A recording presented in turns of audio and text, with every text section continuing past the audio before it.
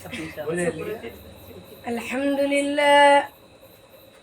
لله رب العالمين، الصلاة والسلام على أشرف المرسلين وعلى آله وأصحابه الفائزين برضا الله. أما بعد، فإن خير حديث كتاب الله، وخير هدي محمد مصطفى صلى الله عليه وسلم، وشر الأمور محدثها، وكل بدعة ضلالة، وكل بدعة في النار. حضرت محترم، آج کے اس پروگرام میں جمع ہونے کا ایک ہی مقصد ہے، میں آپ سبھی کے سامنے کچھ قرآن کے مطابق کہنے کے لیے کھڑا ہوا ہوں. انشاءاللہ آپ کے سامنے جتنے بھی ہو سکے میں آپ کو علم دوں گا.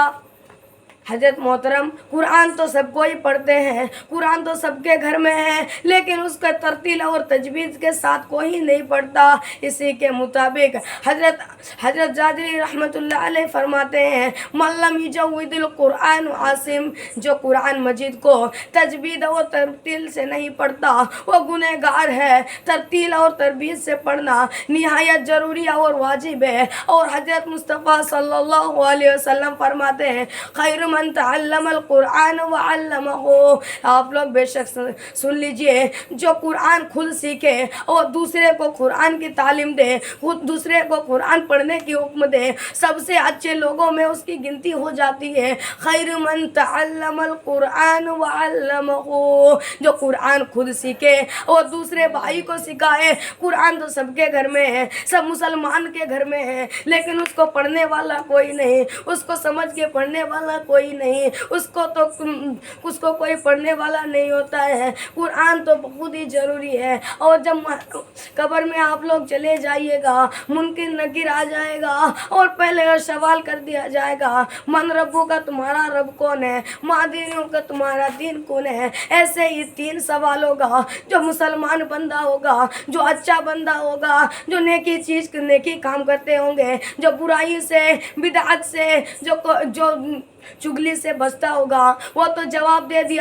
دے گا. پھر کہے گا، منکر نکیر پھر سوال کرے گا، تم کو یہ سب جواب کہاں سے پتا ہے؟ تب کہے گا، قرأت القرآن، میں قرآن کو پڑھاتا، میں اللہ تعالیٰ کی پاک کتاب کو پڑھاتا، میں قرآن شریف کو پڑھاتا، قرآن کو اپنی زندگی میں عمل کیا تھا. قرآن شریف ہی ایک ایسی کتاب ہے جو جتنے بھی کتاب آتے ہیں اس میں گھٹا بڑھا دیا جاتا ہے. اور قرآن مجید ہمارے آقا محمد مصطفیٰ صلی اللہ علیہ وسلم پر نازل ہوئی. اور جب ایک قرآن اور بہت سارے، جیسے حضرت داؤد علیہ السلام پر، حضرت عیسیٰ علیہ السلام پر انجیل نازل ہوئی تو اسی زمین کے اوپر ہوئی. حضرت موسیٰ علیہ السلام پر تورات نازل ہوئی تو اسی زمین پر ہوئی. اور ایک بار تو جب تورات لینے موسیٰ علیہ السلام جاتے ہیں اور کہتے ہیں، یا اللہ، میں تو تم سے بات کر رہا ہوں لیکن تمہیں دیکھنے کی میری اندر خواہش آئی ہے. تب اللہ تعالیٰ کہتے ہیں، لم ترانی یا موسیٰ، تم مجھے ہرگز نہیں دیکھ سکتے، تم مجھے ہرگز نہیں دیکھ سکتے. تب موسیٰ علیہ السلام کہتے ہیں، میں اللہ تعالیٰ، میرے دل میں ایک خواہش آئی ہے کہ میں تمہیں دیکھوں. لے اللہ تعالیٰ بولتے ہیں، اس پہاڑ کی چوٹی پر دیکھ. اور دیکھتے ہی دیکھتے اس سے ایک زلزلہ کی طرف سے آ کے موسیٰ علیہ السلام بے ہوش ہو جاتے ہیں. جب اسے ہوش آتی ہے اور کہتے ہیں، یا اللہ مجھے معاف کر دے، میں نے انجانے میں آ کر اتنی بڑی گناہ کر دی. پھر جب آئی باری آمینہ کی لال کی، خاتم النبی کی، آخری نبی کی، نبیوں کی نبی کی، سب سے، تب اس کی باری جب آئی تو اللہ تعالیٰ نے براق لے کر جبریل علیہ السلام کو بھیج دیے اور اس کے براق لے کے جبریل علیہ السلام کو کر دیے. اور مصطفیٰ صلی اللہ علیہ وسلم اس کے چاچا جد بہن کے گھر میں آرام فرما رہے تھے.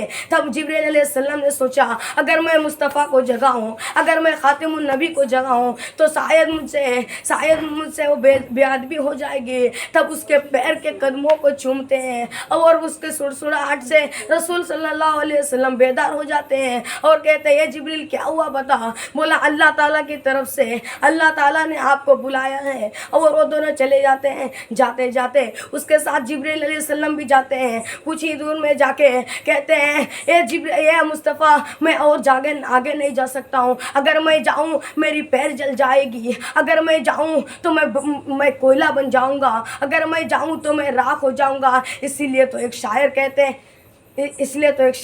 ہیں معراج کے دولہا کون بنا جبریل امی سے پوچھو. معراج کا دولہا کون بنا جبریل امی سے پوچھو. جب وہ پھر اور چلے جاتے ہیں, رسول کریم صلی اللہ علیہ وسلم چلے جاتے ہیں اور کہتے ہیں یا رسول اللہ تم مجھ سے قریب ہو جا. دیکھیے کتنا فرق ہے. جب موسیٰ علیہ السلام کی باری آئی تو کہہ رہے تھے لم ترانی یا موسیٰ, تم مجھے دیکھ نہیں سکتے. جب خاتم النبی کی باری آئی تو کہتے یا رسول اللہ تم مجھ سے قریب ہو جا. میں اسی سے اپنی گفتگو کو ختم کرنا چاہتا ہوں. السلام علیکم ورحمۃ اللہ وبرکاتہ.